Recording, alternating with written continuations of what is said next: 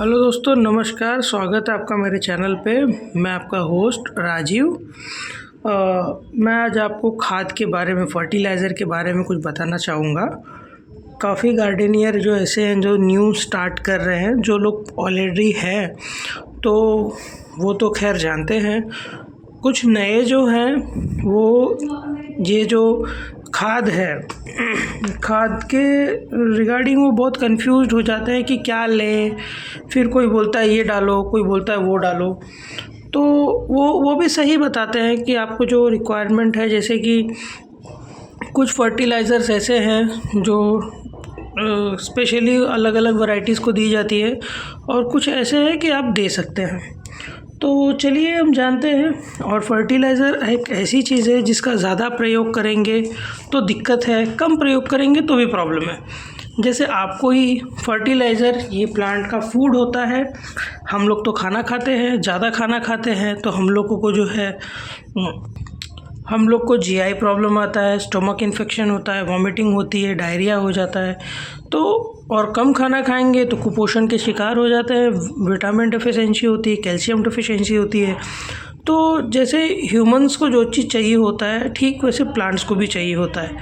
तो दोस्तों, आज हम उसी को लेके आज बात करने वाले हैं। तो चलिए आपके सामने शुरू करते हैं।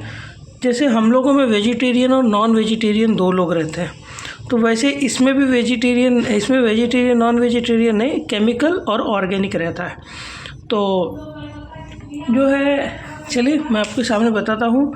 ये प्लांट्स को चलने के लिए माइक्रो न्यूट्रिएंट्स और कुछ ऐसे जो NPK, nitrogen, phosphorus and potash की ज़रूरत होती है।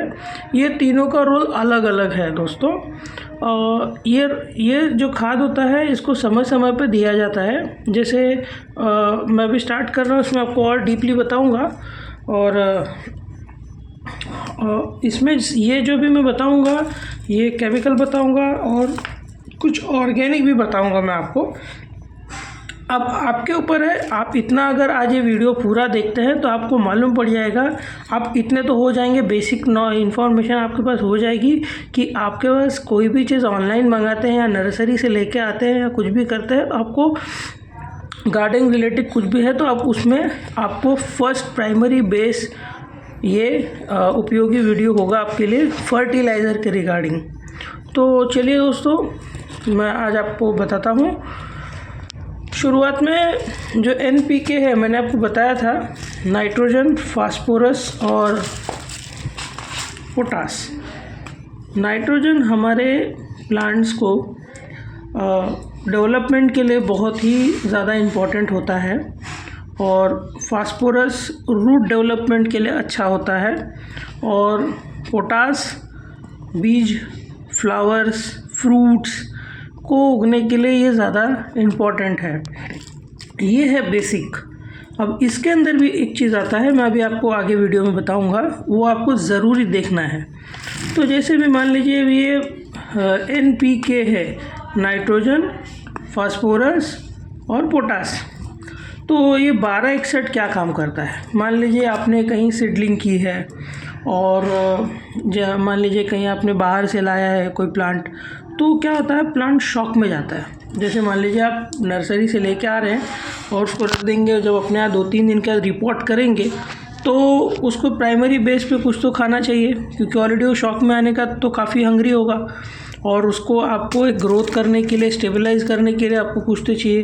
तो दोस्तों, इसमें मिसकंसेप्शन कुछ नहीं है, बहुत अच्छी चीज़ है, मैं आपको बता रहा हूँ।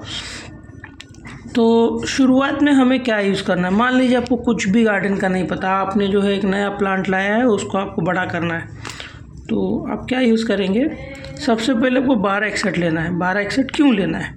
देखिए, नाइट्रोजन से क्या होता है, उसका ग्रोथ होता है, और 61 से क्या होता है, उसके अंदर का रूट डेवलपमेंट होता है। ठीक है, ये इफ़को बाज़ार का है, मैं किसी कंपनी का ब्रांडिंग नहीं कर रहा हूँ दोस्तों। मैंने मंगाया था, इनकी साइट से मंगाया था। इस पे जो है डिलीवरी चार्जेस नहीं लगता है, ये लोग फ्री डिलीवरी करते हैं और काफ़ी रिजनेबल प्राइस में मिल जाता है। अब इनका क्या रिज़ल्ट है, कैसा है, ये तो मैं आपको नहीं बता पाऊँगा क्योंकि हर किसी का अलग अलग मानना है। तो मुझे तो खैर इनका एक मुझे लिमिटेड सोर्स तक ठीक ही लगता है। तो आपका मर्ज़ी, आप किसी भी ब्रांड का ले सकते हैं। तो देखिए जो इसमें नाइट्रोजन है ये क्या करेगा, जब कोई प्लांट ला रहे हैं या सीडलिंग आप ले रहे हैं तो सीडलिंग जब ट्रू लीफ आती है, ट्रू लीफ, तो एक मान लीजिए कि आप इसका 21 टू 28 डेज 30 में यानी 1 महीने के इसमें आप 1261 का यूज़ कर सकते हैं। 1261 का आप यूज़ कर सकते हैं। तो 1261 से अभी आपको मैंने बता दिया इसके वेजिटेटिव ग्रोथ में, इसके रूट डेवलपमेंट में फ़ायदा मिलता है। तो फ़िलहाल अभी हमको पोटाश की कोई ज़रूरत नहीं, क्योंकि पहले आप जितना रूट डेवलपमेंट करेंगे जितना लीव्स डेवलपमेंट होगा, लीव बढ़ेगी तो उसका फोटोसिंथेसिस अच्छा होगा, तो वो क्या करेगा, अपने एक नई ग्रोथ पे जाएगा। तो ये हो गया, आप मान लीजिए कोई प्लांट्स लगा रहे हैं तो उसके लिए। अब जो है मान लो आप सीडलिंग कर रहे हो, सीडलिंग करने के लिए ये भी आप यूज़ कर सकते हो, बट ये क्या है, थोड़ा सा foliar, water soluble foliar spray के लिए। दोस्तों इसको आप सभी लोग जानते रहोगे, इसको कहते हैं DAP, di ammonium phosphate. Phosphate देखिए, फास्फोरस फॉस्फेट। अमोनियम मतलब नाइट्रोजन को तोड़ने के बाद अमोनिया बनता है, तो इसमें आपको डायरेक्ट अमोनिया मिल जाता है, तो और इजी रहता है, इसीलिए इसमें सीड जल्दी ग्रो होते हैं। तो मान लीजिए जैसे आप एक गमले में लगा रहे हैं, तो एक गमले के लिए आप हार्डली ज़्यादा से ज़्यादा इतना यूज़ करें, ज़्यादा यूज़ ना करें, ये अच्छी चीज़ नहीं है क्योंकि केमिकल है। तो इतना आपको ख्याल रखना पड़ेगा सर, मैडम, जो भी आप हैं मेरे व्यूवर्स, आपको ये देखना पड़ेगा। और माफ़ कीजिएगा कहीं अगर बोलने में कोई तकलीफ़ या अशब्द निकल जाए, जैसे मैं मैडम या तो थोड़ा उसके लिए मैं माफ़ी चाहता हूँ। तो व्यूवर्स देख लीजिए, इसको DAP कहते हैं, डाई अमोनियम फॉस्फेट। यदि आप सीडलिंग रेडी कर रहे हैं तो आप सॉइल के साथ इसको मिला दें, फिर अपनी सीडलिंग लगाएं। तो ये भी डाई अमोनियम फॉस्फेट अच्छी सीडलिंग के अंदर काम करता है। तो ये देख लिया आपने।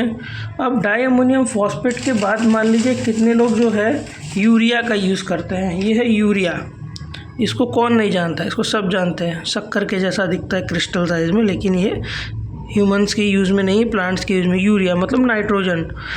तो हालांकि इसमें 12% है, ये 46% या जो भी हो, मुझे इसका आइडिया नहीं है, लेकिन हाँ 46% शायद होता ही है। तो ये नाइट्रोजन है, ये बढ़ाने में काम करता है।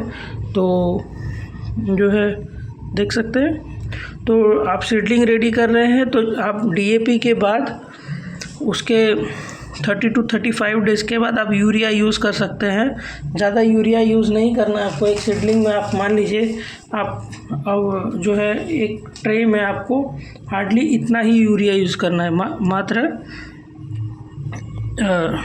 1.5 से 2 ग्राम, ज़्यादा नहीं, क्योंकि इससे आपका सीडलिंग जल भी सकता है, तो इसका कम यूज़ करें। तो ये हो गया, मैंने DAP सीडलिंग के लिए मैंने आपको बता दिया, DAP और यूरिया यूज़ कर सकते हैं। और सीडलिंग जैसे ही आपके ट्रू लीफ में आ जाएंगे और थोड़े बड़े हो जाएंगे तो आप 1261 का यूज़ कीजिए। इससे क्या होगा, आपके रूट डेवलपमेंट और प्लांट्स के डेवलपमेंट के लिए अच्छा रहेगा। ठीक है, फिर हम चलते हैं दूसरे पे, जो कि 5234 है। अब इसमें भी आप देख लीजिए, मैंने पहले बताया था, अब इसमें नाइट्रोजन नहीं मिलेगा आपको। ठीक है, ये हाँ, और मैं एक बात और बता देता हूँ, इसका यूज़ हर 15 डेज़ के बाद आप 2 लीटर पानी में 1 ग्राम मिला के दें, टू बी सेफर साइड। 15 दिन में 1 ग्राम 1 लीटर पानी में मिला सकते हैं। आपकी क्वांटिटी प्लांट्स की जितनी होगी वो हिसाब से, बट वो फिर आपको 1 मंथ के बाद यूज़ करना होगा। ये सेफ बता रहा हूँ। कितने लोग कहते हैं 15 दिन में यूज़ करो, ठीक है, ओवरफीड मत करो। आपको एक प्लांट से बहुत ज़्यादा ग्रोथ चाहिए तो मैं जैसे बता रहा हूँ वैसे कीजिए, क्योंकि इस बीच बीच में आपको कुछ और भी नहीं करना है, बस यही करना है। ठीक है, तो 1261 हो गया। 1261 की 2 यूज़ लेना है आपको 15-15 दिन पे, तो 1 मंथ में आपने 2 बार इसको यूज़ किया। फिर उसके बाद थोड़े प्लांट्स आपके बड़े हो जाएंगे, जिसमें नोड्स एरिया काफ़ी निकल जाएंगी, नोड्स वगैरह। तो नोड्स वगैरह निकलने के बाद आपको यूज़ करना है 5234। 52-34 आप जैसे देखेंगे उसमें थोड़े कल्ले निकल गए हैं, आपके प्लांट्स में से फुटाव हो गई है। फुटाव होने के बाद आप इसको एक स्प्रे यूज़ कीजिए। इसके यूज़ के ठीक 10 दिन के बाद आपको ये यूज़ करना है 52-34। इससे क्या होगा, आपके 52-34 यूज़ करने के बाद प्लांट्स के अंदर नए शूट्स के साथ साथ उसके अंदर अंकुरण निकलने लगेंगे फ्लावर्स के लिए। तो ये 34% इसके अंदर पोटास है, और पोटास का एक काम होता है वो जब जो हमारे प्लांट्स के अंदर जो भी नरिशमेंट न्यूट्रिएंट्स जो नहीं निकल पाते उसको वो तोड़ता है, तोड़ के इसको प्लांट्स को देता है। इसका एक यूज़ करने के बाद आप 19-19-19 का यूज़ कीजिए दोस्तों। जब उसके अंदर ये हो जाए, थोड़ा नोड्स बनने लगे फ्लावर्स का, आप 19-19-19 का यूज़ कीजिए। ये भी आपको 1 ग्राम 2 लीटर वाटर में हर 15 दिन में स्प्रे करना है।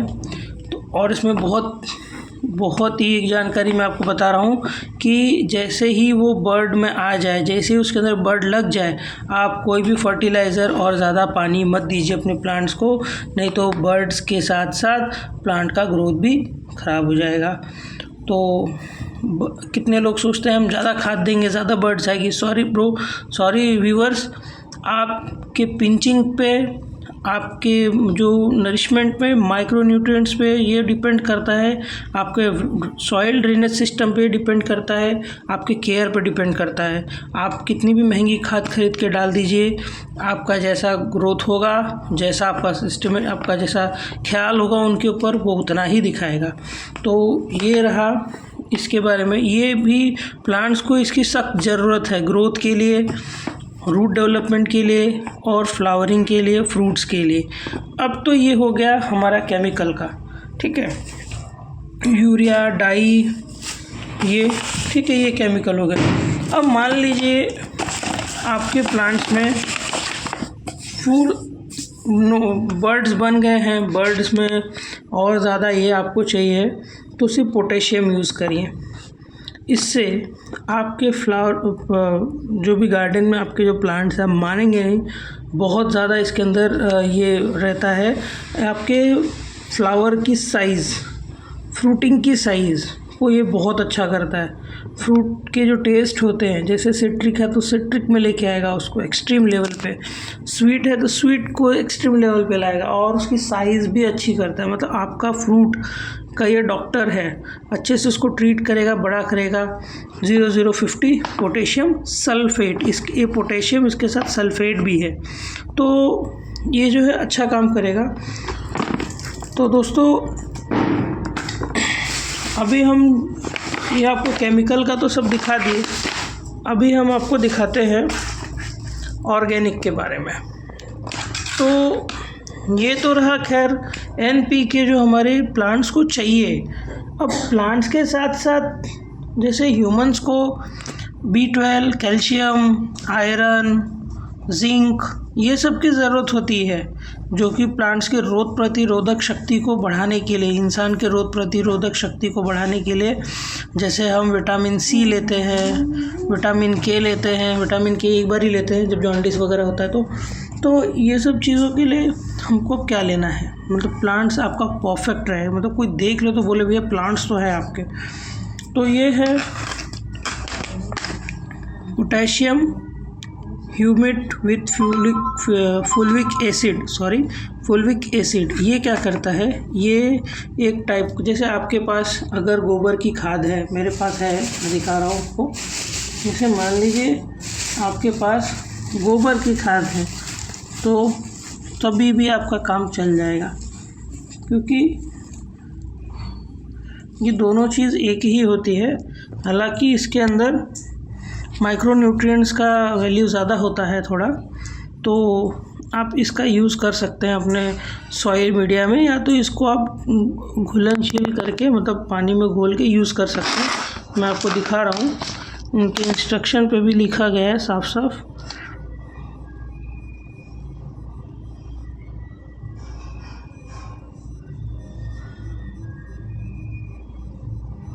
10 से 15 ग्राम प्रति 15 लीटर पानी में। तो हमको तो ये मतलब फार्मिंग के इसमें नहीं चाहिए, अब देखिए इसमें ह्यूमिक एसिड 85% है, फुलविक 1% है।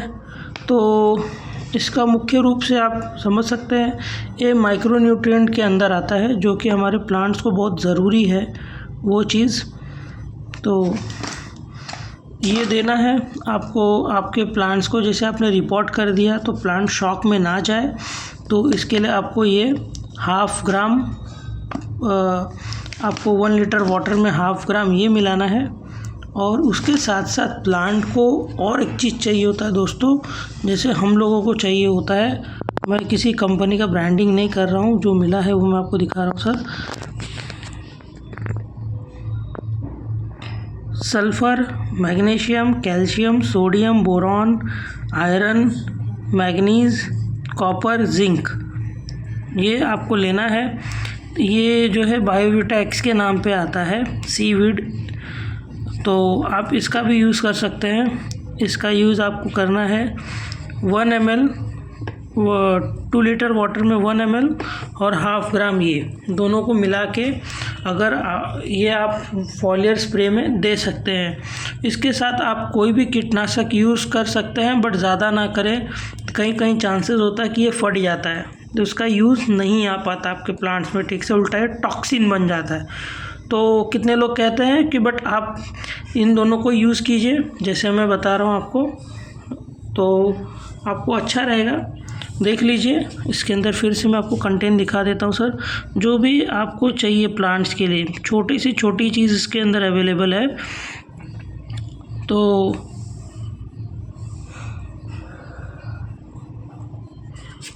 और ये हमारा potassium humate with folic acid, ये हमारे प्लांट्स के अंदर माइक्रोन्यूट्रिएंट के रूप में काम करते हैं। और ये तो साक्षात माइक्रोन्यूट्रिएंट ही है। और इसके अंदर जो है आपको समुद्री घास जो होती है, जिसको काई कहते हैं, उसका यूज़ करते हैं। देखिए इसमें लिखा है liquid content is a natural organic product for use on vegetable, fruits and field crops, apply foliar spray in conjunction with a balance nutrient programme. ये जो है कहीं पे लिखा था ये सर,